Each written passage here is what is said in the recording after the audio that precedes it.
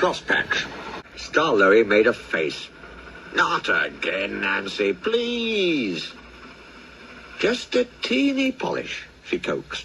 You must look nice for your 100th birthday. I am nice. You're just a fusspot, and you're a horrid old crosspatch. Nancy polished him vigorously. Scarlowy smiled. Nancy, he said, I really was a crosspatch once. Shall I tell you? Yes, please. Well, come down. I can't tell it properly while you're fussing up there. Just 5 minutes, then. No longer. Nancy sat down on a box, and the old engine began. Tally-Flynn, Dolgoch, Rennias and I were built together in England. Who, asked Nancy, are Tally-Flynn and Dolgoch? Tally-Flynn is my twin. Dolgoch is Rennias's. Their railway is at Towyn in Wales, and they're 100 too. They were green, and we were red. Tally-Flynn and I had 4 wheels then, and no cab. We thought we were wonderful, and talked about how splendid we'd look, pulling coaches. What about trucks? Asked Nancy. Scarlowy chuckled.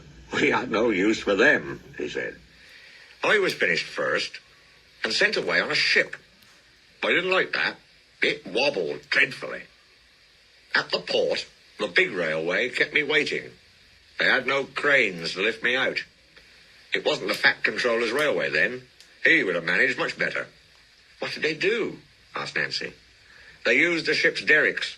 They nearly turned me upside down, said Scarlowy indignantly, and left me hanging while they arranged a truck. You must have looked funny, gurgled Nancy. Yes, and I felt it too. I got crosser and crosser. They fastened me to the truck at last, and an engine took me away. His name was Neil. He was ugly, but kind, and we were soon friends. So you're bound for the wee railway, he said. Ye must put some order into those trucks. The havens they make you'd hardly believe. I didn't like the sound of that, but I was too tired to say anything. Plenty of people were waiting when we got there, but they weren't used to engines, and it was dark before I was on the rails. Then they left me, lonely and unhappy, and wishing Rennias would come. Trucks were everywhere next morning. Suddenly, with a rattle and a roar, a train of loaded ones came in.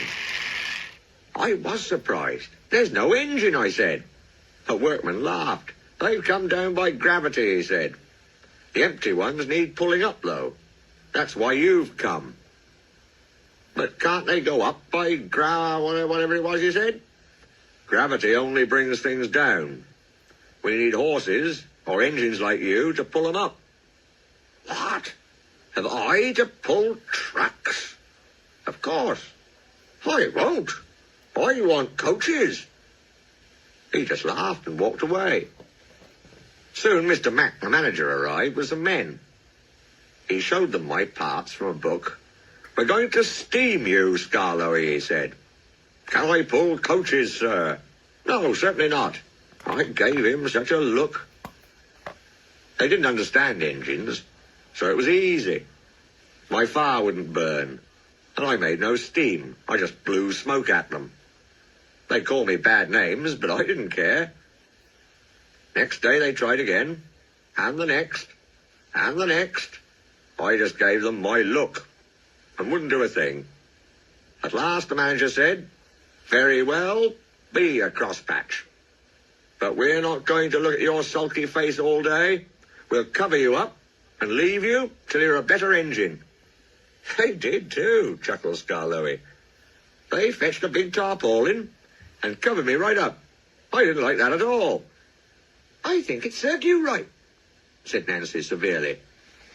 Never mind her, Scarlowy. Please tell us what happened next. Nancy turned in surprise. A group of people had quietly come up to listen while Scarlowy was telling her his story.